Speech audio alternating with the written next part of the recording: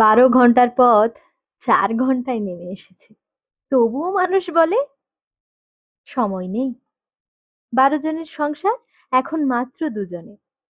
তবুও তার মুখে সময় নেই। যে চিঠি আসতে লাগতো 4 সপ্তাহ, এখন সে 4 সেকেন্ডেই পৌঁছে যায়। তবুও মানুষ বলে সময় নেই। দূর প্রবাসে থাকা মানুষ, যে মুখ দেখতে 1 যুগ কেটে যেত, সে এখন স্ক্রিনে ভেসে ওঠে সেকেন্ডে। তবুও মানুষ বলে সময় নেই। আগে যে কাজ ঘরে ঘরে ঘুরে শ্রম দিয়ে করতে হতো, এখন একটুখানি রিমোট বাটনেই শেষ। তবু তার উচ্চারণ সময় নেই। ব্যাংকের লাইনে দাঁড়িয়ে থাকা সেই মানুষটাই এখন মোবাইলেই সবকিছু সারেন। তবুও বলেন সময় নেই।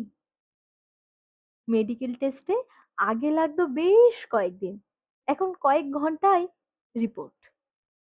তবু মানুষ বলেই চলেন না দাদা, সময় নেই। আসলে সময় নেই কথাটা চলন্ত স্কুটারে, এক হাতে স্টিয়ারিং অন্য হাতে ফোন, বন্দুকে দেখেও থেমে কথা বলে না। কারণ একটাই, ওই যে সময় নেই। গাড়ির স্টিয়ারিং ধরে আছেন এক হাতে, অন্য হাতে হোয়াটসঅ্যাপ, কারণ সময় নেই। জ্যামে পড়ে লেন বদল করে নতুন লেন তৈরি করেন, কারণ সময় নেই।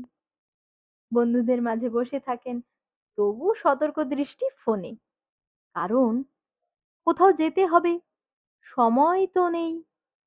একা থাকলে দিব্যি আরাম, তবু কারোর সঙ্গে সময় কাটাতে অস্বস্তি, কারণ ওই যে সময় নেই। বই পড়বার সময় নেই, বাবা মাকে ফোন করবার সময় নেই, পুরনো বন্ধুর সঙ্গে দেখা করবার সময় নেই, প্রকৃতিকে অনুভব করবার সময় নেই। তবুও আইপিএল দেখবার সময় আছে, নেটফ্লিক্সে বাঁচার উপায় আছে, নিত্য নতুন রিল দেখবার সময় আছে, রাজনীতি নিয়ে অকারণ তর্কের সময় আছে। কিন্তু নিজের জন্যে হুম, নিজের জন্য সময় নেই বাপু।